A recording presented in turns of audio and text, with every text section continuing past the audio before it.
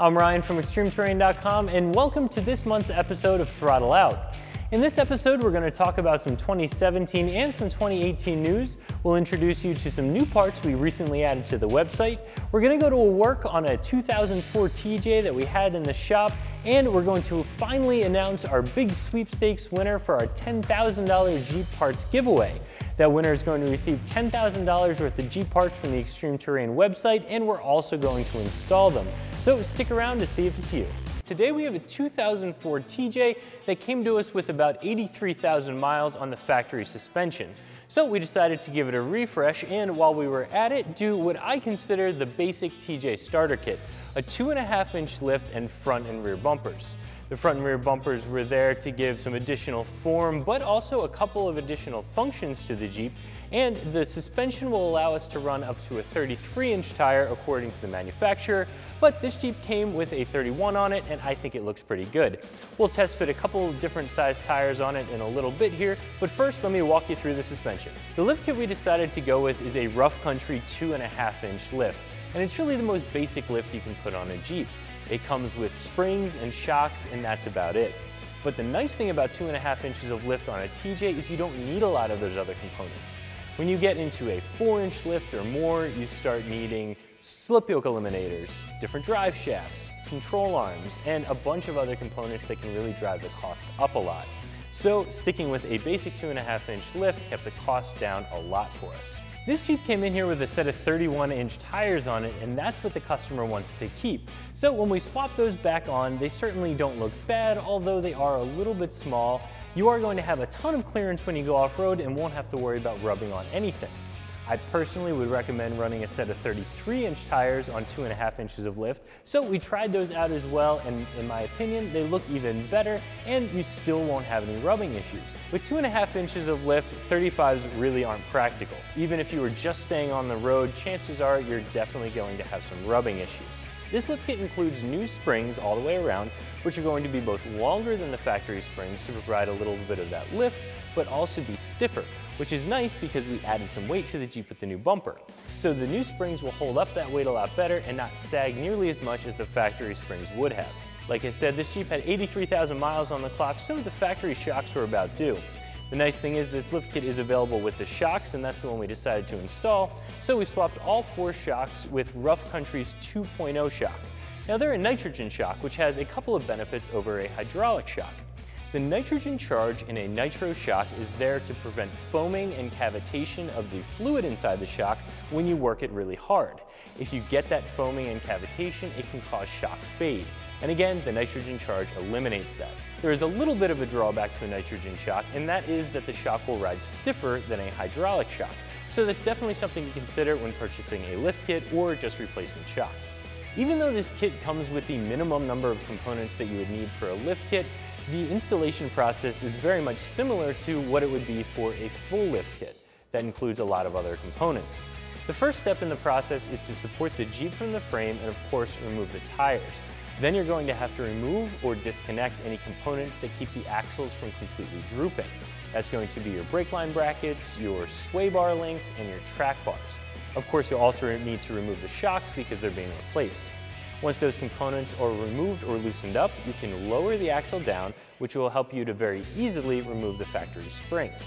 Now with a small lift kit, sometimes you can squeeze your new longer springs in just as it sits. Unfortunately, we maxed out the droop of this suspension and we still couldn't fit the springs without a spring compressor. Once you use your compressor and get the springs in place, you can reconnect your track bars, sway bars, and brake lines, and then go ahead and install your new longer shocks. Anytime you're doing suspension work, you will want to flex the suspension to make sure you don't have any clearance issues, but you're also going to want to check to make sure you don't bottom out a shock. Bottoming out a shock can cause a lot of damage to the shock, and if that's the case on your suspension, you'll want to add a little bit of bump stop extension. Again, 2.5 inches of lift means you don't have to buy a lot of other components. However, one thing I would recommend, along with the possibility of needing bump stop extensions, is a rear track bar bracket. Even with 2.5 inches of lift, it twists the brackets enough that the rear track bar can be very difficult to get realigned. A rear track bar bracket from Rough Country or any other company will allow you to tilt the bracket mounting point a little bit, making it a lot easier to bolt up the track bar. Those track bar brackets are usually designed for about 2 to 4 inches of lift, and with 2.5, we're right in that wheelhouse. Now we do want to be able to take our Jeep off-road, so while we had the suspension apart and the sway bar links disconnected, we decided to add a set of quick sway bar disconnects. When you're in an off-road situation, disconnecting your front sway bar will give your front axle full articulation and more suspension travel, which means you can keep more tires on the ground at the same time, providing more traction to get over obstacles. Now you certainly can disconnect the factory sway bar links, but you need wrenches and they don't fold up out of the way very easily. So a good set of sway bar disconnects will allow you to, with the pull of a pin, disconnect the sway bar links and fold them up out of the way so they don't get bound up and bent in the suspension while it's traveling off-road. The Rough Country quick disconnects that we added are good for a couple of different lift heights, so just make sure you get the right one for your suspension. Now, being that you had to remove the axle side of the factory sway bar link to get the lift kit installed, there's only one more nut you have to remove to get the sway bar link completely out of the way and install the new disconnect. The new quick disconnects do come in a couple of pieces in the box, but the instructions make it really clear on what bracket goes where and how they get installed. Once you have them bolted up to the Jeep, you can make some adjustment on how long they are. Ideally, you want your sway bar to be parallel to the ground when the suspension is halfway through its total travel. But instead of calculating that out, a lot of people will set it just a little bit higher than parallel with the ground at ride height, and that's usually just fine.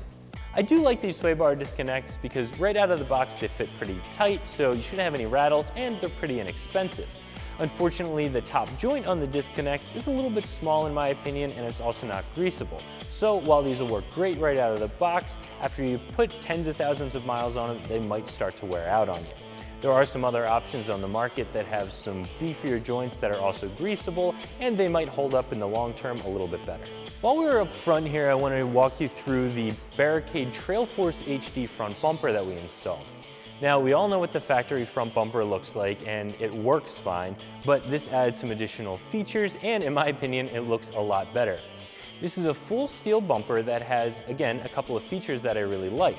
One of those is that it has two D-ring mounts that are welded all the way through and bolt directly onto the frame. This also comes with the D-rings for them. Now, these work a lot better than even the factory tow hooks on the front of the Jeep because they lock in your tow strap or your winch line, and there's no chance of it popping off. This is especially important if you're using a snatch strap for recovery, which is designed to be slack at first and then pull taut under speed. There's always a chance that the loop is going to pop off of a hook. With a D-ring, you never have to worry about that. Speaking of winches and recovery, this bumper has a built-in 12,000-pound winch plate and a spot to mount either a roller or a Hawes Fairlead, depending on which type of cable you want to run. That means you'll be able to install a winch onto this bumper without the need to purchase an additional winch plate or any other hardware. The footprint that's on the bumper will fit almost any winch on the market, and all you have to do is bolt it up. Another feature on this bumper is the bumper hoop, which adds a little bit of style and will also add a little bit of protection to your grille from brush and tree branches. But mounted on that bumper hoop are two light mount tabs. So whether you have factory fog lights on your factory bumper that you want to mount on these light tabs, or you want to add some additional auxiliary lighting, whether it be LED, halogen, or even a light bar, those light mount tabs give you a ton of options. Getting an aftermarket bumper installed on your TJ is a really simple process. You can remove the front bumper by removing the 4 bolts on the top and 2 bolts on the bottom, and then that bumper will pop right off. The new one will slide right into place, and you can use the hardware that's included with the kit to get it bolted on. Now, if you are going to be installing a winch on this bumper at the same time as the bumper installation, I would recommend bolting the winch to the bumper and then the winch bumper as a package onto the Jeep. It just makes it a little bit easier to get to the bolts that hold the winch to the bumper when it's on the ground versus already mounted up on the Jeep. So that's what we did up front, but we couldn't leave the rear bumper stock, so let's spin it around and I'll show you what we did back there. So back here we installed the Barricade Classic rear bumper with tire carrier. Now, we're running a 31-inch tire on the Jeep at the time, and you could probably put a 31 on your factory tire carrier without too much of an issue. But when you get into a 33, 35, or even a 37, a real heavy wheel tire package, the factory spare tire mount doesn't like to hold up, and the factory tailgate might start to give up on you as well. The hinges can sag, the metal can fatigue, you end up with all kinds of problems, and that's no good. There are a couple of different solutions for holding up the weight and the size of a larger spare tire. So you can install a tub-mounted tire carrier, or you can go with an option like we did, which is a bumper-mounted carrier. The tub-mounted carriers have a couple of benefits because you can open and close the tailgate in one motion without having to first open the tire carrier, but a lot of people like the tire carrier option because of the rugged look, and they often have a lot more accessory mounts that you can put on them to put things like high lift jacks, water, or fuel. Just like up front, this Barricade bumper gives us two D-ring mounts that bolt directly into the frame, and it includes the D-rings. There's also a third recovery point out back with the standard 2-inch receiver right in the center. The tire carrier is designed to hold up to a 37-inch tire, and it's adjustable in and out, which is really important because you want to get the tire tight up against the tire carrier to keep it from torquing and rattling around. Now, unfortunately, this isn't adjustable up and down. So as you can see, we're only running a 31 and it's sitting up a little higher than it needs to. If we had an adjustment on that tire carrier, we could bring the 31-inch tire down a little bit, be able to see out of the back window better, but still have room for a larger tire down the line. Another bit of a drawback of this carrier is that it's not tight up against the tailgate. So even with the tire tight up against the tire carrier, there is a little bit of rattling that occurs that I'd rather not see. But for the price, this bumper and tire carrier combination really does get the job done, and it saves you a lot of money over those top tier brands on the market. So we got everything bolted up and torqued down, and it's time to take it out on the road and see how the new suspension rides and handles. Unfortunately, we're not going to take it off-road today, but we will give it a little bit of a shakedown on-road, and I think I know of a spot where we can flex it out just a little bit. Now, when you first take your Jeep out on the road after installing a lift kit or doing any other major suspension work, the amount of change you feel and how you feel about that change really depends on what you're coming from. With this Jeep, the suspension was pretty well worn out. Everything was really soft, so no matter what we go to, it's going to feel a little bit stiff right off the bat. But like we talked about before, these are nitrogen-charged shocks, which again are going to ride a little stiffer than a hydraulic, and the new springs, again, adding some stiffness. But it's not uncomfortable. It is going to be stiffer, but going around the corners when you're 2.5 inches taller, a little bit of stiffness isn't the worst thing in the world. Like I said before, one of the benefits of going with a 2.5-inch lift over one of the larger lifts is that it doesn't change the suspension geometry enough that you need a ton of additional components. We don't have any driveline vibrations to worry about. We didn't throw off the caster angle that much. We could use the factory track bars without moving our axles way far off the center line. All of these things help to keep the costs down, help to keep the installation difficulty down, and all in all, provide you with a really solid, almost factory feeling Jeep, even though now we have 2.5 more inches of height to fit a larger tire. Now, if you've done any reading about suspension lift kits, suspensions, or just Jeeps in general, you probably read about death wobble. And death wobble usually occurs when you have a worn out bushing or just a loose front track bar on your Jeep. The front track bar is really held into place by clamping force, so when you think you got it tight, you could probably tighten it down a little bit more. And we certainly haven't had any death wobble, but I am noticing a little bit of a wobble on the front end of this Jeep, and that's probably just caused by the front track bar bolt being a little bit loose. So that's something we'll tighten up. A lot of people will ask, how do I know if I have death wobble? Well, if you've ever had death wobble, you know when it happens, you know why they call it that. It's an uncontrolled oscillation of the front steering wheel back and forth, and sometimes it won't stop even as you slow down to 5 miles an hour. Sometimes you have to come to a complete stop. It can definitely be a scary thing at highway speed, but it's not something to worry about or something to deter you from lifting your Jeep. As long as you do it properly and you maintain your components and everything is torqued well, you shouldn't have any problem with any wobble, especially a death wobble. Now, of course, front and rear bumper is not something that you're going to notice when you're driving around, aside from the additional heads that you're going to turn because your Jeep looks that much better. However, if you had a big heavy spare tire on your factory spare tire mount, you would eventually start getting some noise as things loosened up and wore out back there. And if you had that situation and you went to a tire mounted carrier like this one, you would notice a difference in a lot less vibration and a lot less chattering on the back of the Jeep. Like I said, unfortunately, we're not going to have a chance to take this Jeep off-road, but I did want to show you how the sway bar disconnects work and how they can provide additional suspension articulation. So I know there's a spot where there are a couple of fairly large boulders that we'll be able to do a little bit of flexing on, and we'll show you how everything works.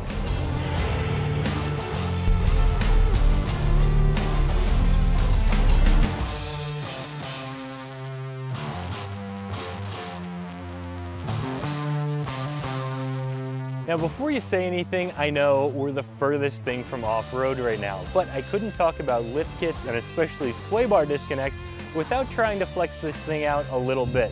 Now, this boulder in this parking lot is not going to show us everything that we get out of the suspension setup. However, it'll give you a little bit of an idea of how disconnecting the sway bars gives you additional articulation and how important they are if you're going to be going off-road.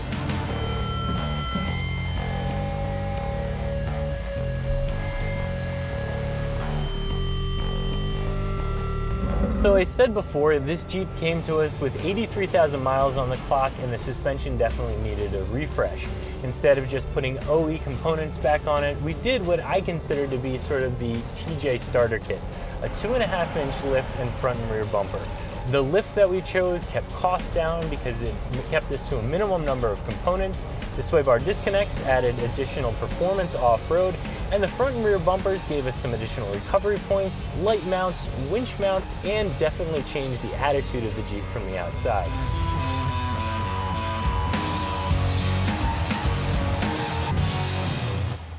For this month's product break, we have a couple of bumpers from Highline Off-Road. Highline Off-Road makes really high quality products at a top tier price tag. As you can see with this standard front bumper, it is a plate steel bumper, so you're going to get all of the strength offered from a plate steel bumper. However, it does have a couple of bends in it, giving it a little bit more style than some of the other plate steel bumpers on the market. This also has a few other features that I really like. It has a couple of D-ring mounts for recovery, it'll accept your factory fog lights, and it's available with this winch mount on top and also a light bar available as well. Out back, Highline offers their standard rear bumper, which has a lot of the same styling as the front. As far as features, it has a nice low cutout in the center if you are running a large spare tire in the factory location. It also has D-ring mounts, and the bumper wraps around to the side of the tub a little bit, giving you even more protection. One thing I always look for in a rear bumper is whether it has a hitch, whether that hitch is tow rated, or if you can use your factory tow rated hitch with the bumper. This has a small cutout, so you can use your factory tow rated hitch, which allows you to still move around a small trailer, which is a really nice feature. Highline also offers a lot of other armor and a few other bumper options, so check out their full line of products on the site. I know everyone's talking about the 2018 JL, but before we get into that news, we do have some information about the 2017 JK. Now, right off the assembly line, the JKs were known for having really poor headlights, almost to the point of being unsafe. So a lot of people will make the upgrade to an LED projector headlight, even on a new JK. Well, now, right off the assembly line, the 2017 Rubicons and Saharas will come with an LED headlight, and those of you purchasing a Sahara or a Sahara S will have the option to upgrade to that same LED headlight. That's going to make it a lot easier than purchasing a Jeep and having to go modify something that's brand new, and better than having to spend a lot of money in the aftermarket just to get a headlight that is safe. However, it's not yet known how expensive the optional LED headlight upgrade is going to be for the Sport and the Sport S. As well as the new headlight options, Jeep is also offering a new cold weather package for the Rubicon and the Sahara. However, it's not clear exactly what's going to be included in that package. Finally, for 2017, we have two new color options, Gobi and Chief. It's always hard to tell what these colors look like in 2 dimensions on a piece of paper, so I cannot wait to see these in real life in 3D. The JKs have gotten a couple of new colors as they've progressed through their lifetime, and I personally have liked them all. So I can't wait to see what Jeep has to offer this time. When it comes to 2018 JL Wrangler news, we don't have a lot of new information. However, we did get some additional spy shots that showed the interior of the cargo area of the JL. And what they showed was that the C-pillars on the new Jeep may be angled in a little bit, giving the hardtop a little bit less of a boxy look. This also feeds and fuels the rumors that the sport cage we currently see in the JK will not be making an appearance in the JL. So I don't know about you guys, but every time I see new rumors like this and some additional spy shots, it just gets me more and more excited to see what the actual JL is going to look like when it finally rolls off the assembly line. We also got some additional spy shots of the Wrangler pickup truck, and while they didn't come with any real new information, it did give us a better idea of where Jeep's head was with the new truck. It looked like this was a modified Ram 1500 bed on what is possibly a modified Ram 1500 frame with a Jeep Wrangler front. The new truck hopefully will be both functional and stylish and still have a lot of the off-road ability of our current Wranglers. But just like the JL, we're gonna have to see what the truck looks like when it finally rolls off that assembly line. Now it's time to announce the big winner of our $10,000 Jeep overhaul. And that lucky winner is Philip Puzo from Lawrence, Massachusetts. Congratulations, Philip.